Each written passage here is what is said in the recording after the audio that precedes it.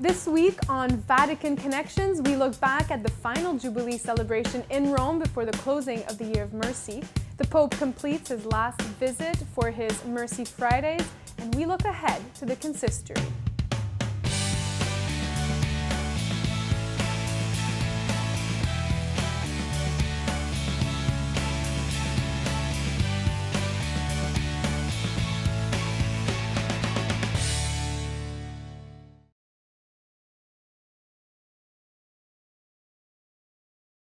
Hello and welcome, I'm Emily Callan. As is his custom, Pope Francis gave his weekly Catechesis during the general audience on Wednesday. In the week leading up to the official closing of the Year of Mercy, he continued his series on the spiritual and corporal works of mercy, this time speaking on bearing wrongs patiently, a theme many can relate to. He gave the pilgrims gathered in St. Peter's Square tips on how to live out this act of mercy in their daily lives. Dear brothers and sisters, in our catechesis for this Holy Year of Mercy, we now consider the spiritual work of mercy, which is bearing wrongs patiently. In showing patience to those who wrong us, and by extension to those we find irritating, we imitate God's own patience with us sinners. Exercising patience with others also challenges us to reflect on our own conduct and failings.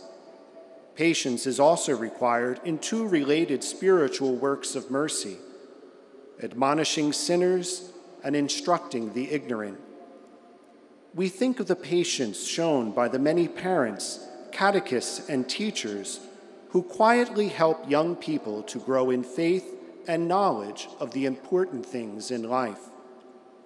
Helping others to look past the ephemeral, to discover the Lord's will in their lives, and thus to find lasting joy, is a great act of charity. By serving our brothers and sisters in this way, our own minds and hearts are purified and renewed. May the Holy Spirit grant us the generosity and patience needed to support and encourage those around us, so that together we may cherish the things that truly matter. The fifth National Hispanic Pastoral Encuentro, which was born of the U.S. Conference of Catholic Bishops, is scheduled to take place in September of 2018 in Fort Worth, Texas. And last Tuesday, the Holy Father sent a video message to the bishops gathered in Baltimore for their annual General Assembly, encouraging them along the preparations of the meeting. The purpose of the fifth Encuentro is to engage all generations of Hispanics and Latinos in the United States in the new evangelization along the theme of missionary disciples, witnesses of God's love. Auxiliary Bishop Nelson Perez of Rockville Center, New York, and member of the Bishops' Committee on Hispanic Affairs, explained that through this, they wish to discern the ways in which the Church in the U.S. can better serve the Hispanic Latino community. Until the big event in 2018, smaller parish, diocesan, and regional encuentros are being set up across the country with over 1 million Catholics taking part in the events. Here were the Pope's words to the bishops on the initiative. It is my hope that the Church in your country at every level will accompany the Encuentro with its own reflection and pastoral discernment. In a particular way, I ask you to consider how your local churches can best respond to the growing presence, gifts, and potential of Hispanic community.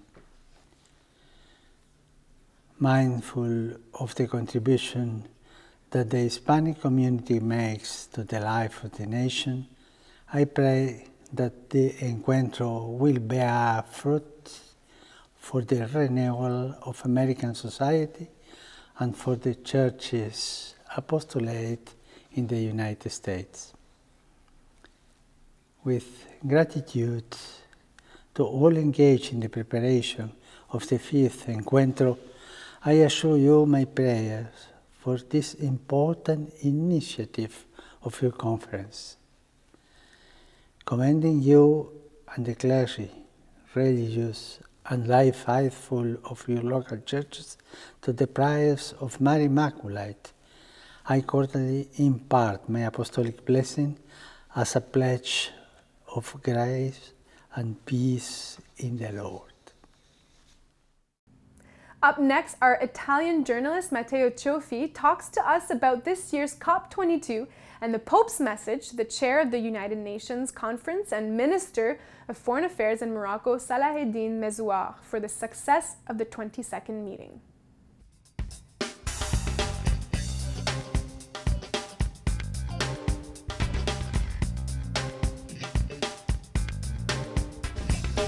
Last Tuesday, Pope Francis sent a message to the participants of the COP22 climate change meeting taking place in Marrakesh, Morocco. In the text, the Holy Father recalled the Paris Agreement has set out a clear path requiring the collaboration of all the international community, and he quoted extensively from his encyclical Laudato Si, exhorting the promotion of a culture of care for the environment and repeating that the fight against climate change is closely linked to the war of poverty. The current situation of environmental degradation, the Pontiff said, which is strongly connected to human ethical and social degradation that we unfortunately experience daily, challenge us all, each of us with our own roles and competencies, and brings us together here with a renewed sense of awareness and responsibility. A few days after the Paris Agreement on climate came into effect, which deals with the greenhouse gas emission mitigation, adaptation and finance starting the year 2020, Pope Francis called the participants to take the next step in the implementation of the agreement. The Pope stressed the document represents a significant acknowledgement of the fact that when confronted with issues so complex as climate change, the individual and/or national action is no longer sufficient, but there is a need to implement a responsible collective response truly aimed at achieving cooperation to build our common home. The Paris Agreement has traced a clear path, Pope Francis said, on which the entire international community is called to engage, and the COP22 represents a central stage in this journey. It affects all humanity, especially the poorest and the future generation, he continued, who represent the most vulnerable component of the troubling impact of climate change, and call us to grave ethical and moral responsibility to act without delay in a manner as free as possible from political and economic pressures, setting aside particular interests and behavior. At the end of his message, the Pontiff, speaking to the people involved in the meeting, said, "I convey my best wishes that the works of the Marrakesh Conference be guided by the awareness of our responsibility that must drive each one of us to promote seriously a culture of care, which permeates all society, care in relation to creation, but also for our neighbor, near or far in space and time. The lifestyle based on the throwaway culture is unsustainable and must have no place in our models of development and education. This is an educational and cultural challenge which must respond also to the process of implementing the Paris Agreement if it is to be truly effective." 2 weeks ago, the Holy Father spent his weekend with prisoners at the Vatican, and last weekend, he spent it with the homeless and people in precarious situations for yet another and final Jubilee celebration. About 6,000 people were in Rome for the event, which took place over the course of 3 days, and they came from all over Europe and Africa with the help of charitable organizations.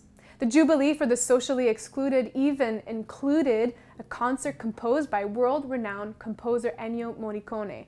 The Pope also celebrated Mass with them in St. Peter's Basilica. In his homily, he called the poor the Lazaruses of today, finding inspiration in Sunday's Gospel reading. What harm we do to ourselves when we fail to notice Lazarus excluded and cast out, he says, and when we are more interested in objects to be produced rather than in persons to be loved, calling today's throwaway culture a spiritual sclerosis. Catholic News Service has more. Così nasce la tragica contraddizione dei nostri tempi. Quanto più aumentano il progresso e le possibilità, il che è un bene, tanto più vi sono coloro che non possono accedervi. È una grande ingiustizia che deve preoccuparci, molto più di sapere quando e come sarà la fine del mondo. Non c'è pace in casa di chi sta bene quando manca giustizia nella casa di tutti.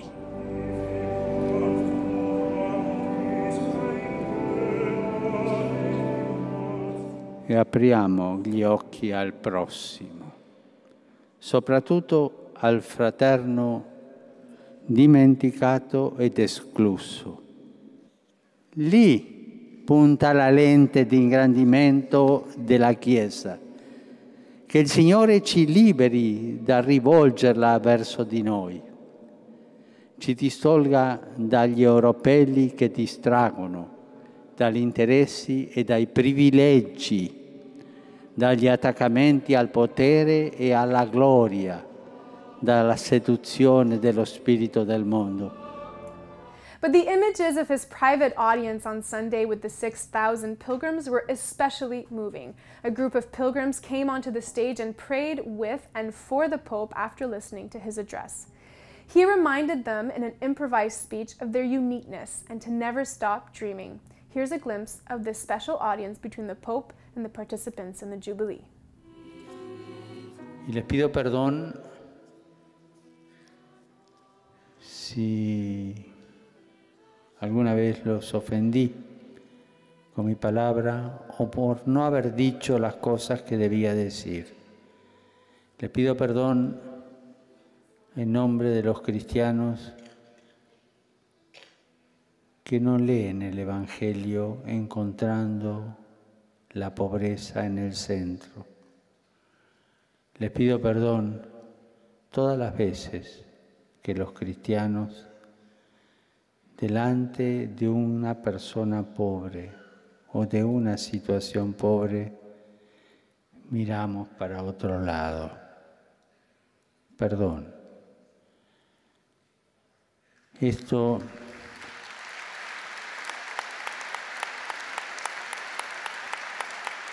El perdón de ustedes hacia hombres y mujeres de iglesia que no los quieren mirar o no los quisieron mirar es agua bendita para nosotros, es limpieza para nosotros,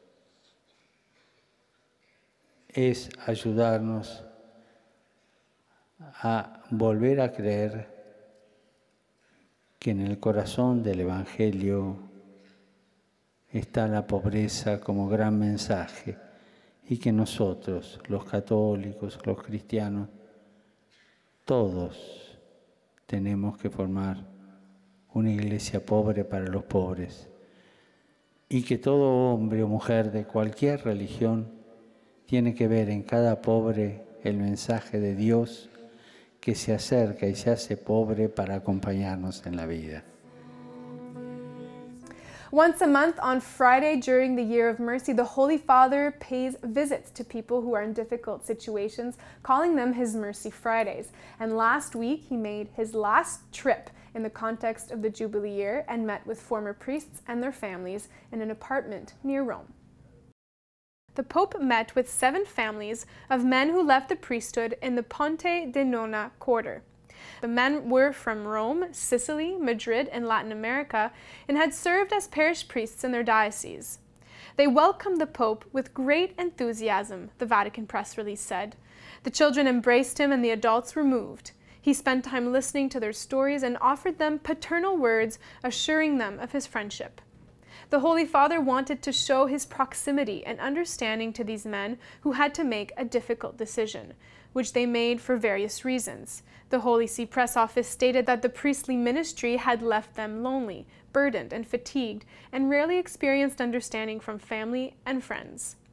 It also highlighted that the men felt no judgment from Pope Francis. In this way, the statement expressed Francis wished to offer a sign of mercy to those who live in a situation of spiritual and material hardship, highlighting the need for no one to feel deprived of the love and solidarity of pastors. As I was saying, last Friday was not the first time Pope Francis performed an act of mercy in Rome. let's take a look at his previous Mercy Friday encounters since the beginning of the Jubilee year.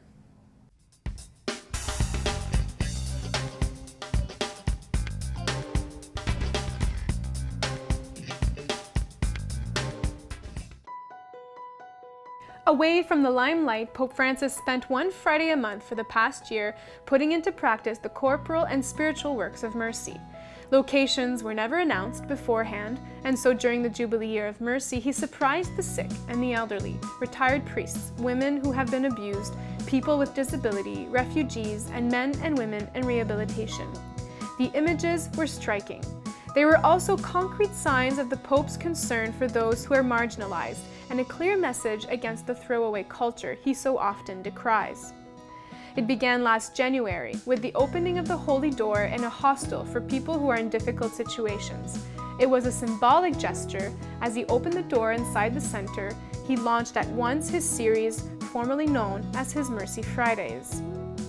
The following month, his visits included a stop at a retirement home where he met with 30 seniors, and another stop at another center for people in a vegetative state. In February, Pope Francis showed up at a rehabilitation center. 55 men and women gathered around the Holy Father while he encouraged them to embrace the journey they have all undertook to have a better life. Refugees were also on his radar this past Jubilee year. He expressed his proximity to them twice. Once during the Holy Thursday liturgy, which he celebrated last March in Castelnuovo di Porto, washing the feet of 12 refugees as a sign of respect for people of different race, culture, and religion. And again in April, he visited Syrian refugee families from Lesbos. L'Arche community in Rome then welcomed the Holy Father in May, where he spent time with people living with serious disability. He ate with them, listened to them, and prayed with them.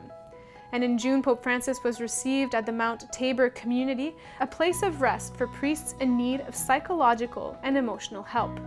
That same day, he went to another home for retired priests. It was a consolation for them who find themselves alone after so many years of serving the Church. At the end of the summer season, he visited rehabilitation houses for women who have suffered abuse of various kinds. And in September, he went to 2 hospitals, visiting a neonatal unit and a hospice for patients with terminal illness. It expressed the importance of paying attention to people, young and old, in fragile situations. And last month, he traveled to SOS Village, a home for families facing difficulties. They offer them support, accompaniment, and stability. All these visits showed how human life is precious, and each person's dignity is meant to be upheld. The Pope conveyed this message by his very presence, and these Mercy Fridays may not continue formally once the Jubilee year comes to an end. However, the Pope has repeated that mercy is a way of life to be lived out now and for the rest of our lives.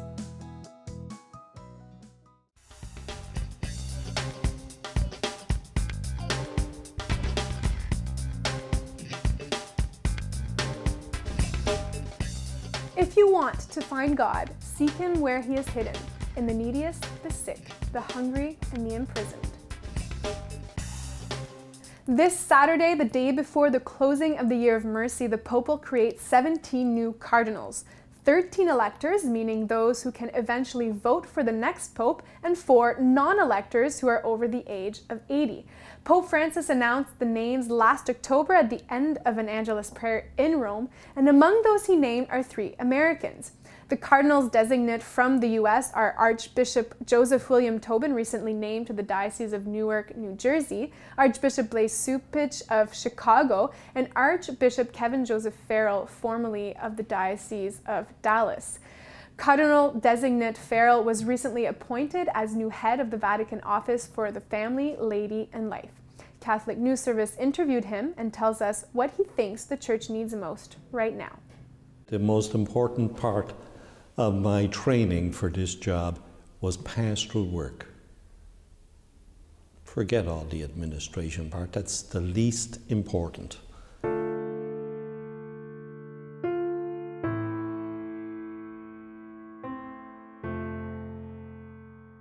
We need to be pastoral, we need to reach out to the people. We need to be a little more like Jesus was.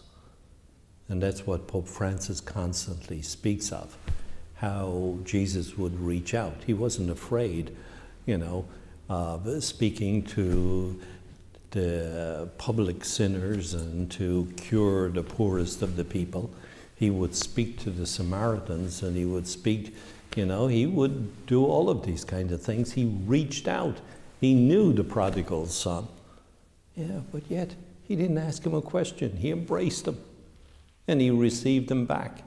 Of course, all the good Catholics are complaining, you know, in the person of the eldest son, you know, hey, what about us?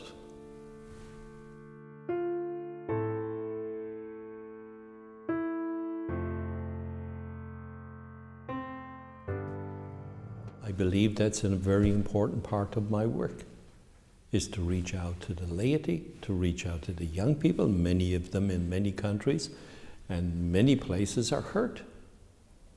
And they are hurting. Well, we need to reach them out and bring them back into the church. We need to do that. And I think that's what Pope Francis's great charisma is. Look at how the people flock to him. And look at how he comes down to the people. You know, it's amazing. And unthought of and unheard of 20 years ago. I mean, you can see the Holy Father just in the way he conducts the audiences. And I think that's what we need to do. We need a more loving, a more caring church. When we keep pushing rules and regulations all the time, well, you know, none of us are good at following rules. And perhaps we have emphasized, you know, rules and regulations to excess. And instead of, we should remember the words of Pope Benedict. Our Catholic faith is not about commandments or a moral code. It's about an encounter with the person of Jesus Christ. And from that encounter with the person of Jesus Christ, we derive our doctrine.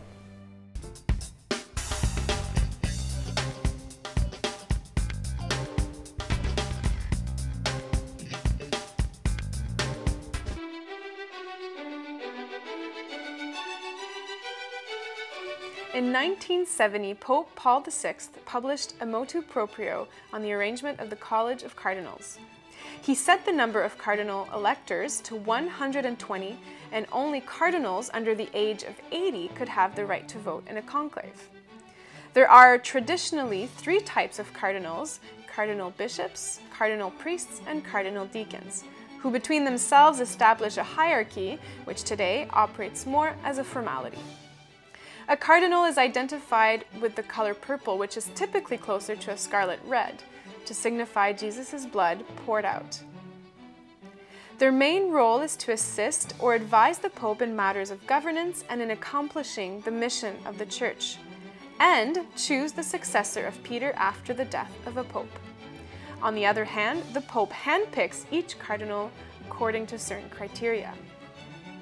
Pope Francis has said before that being selected to become a cardinal is not a sign of honor, but one of service.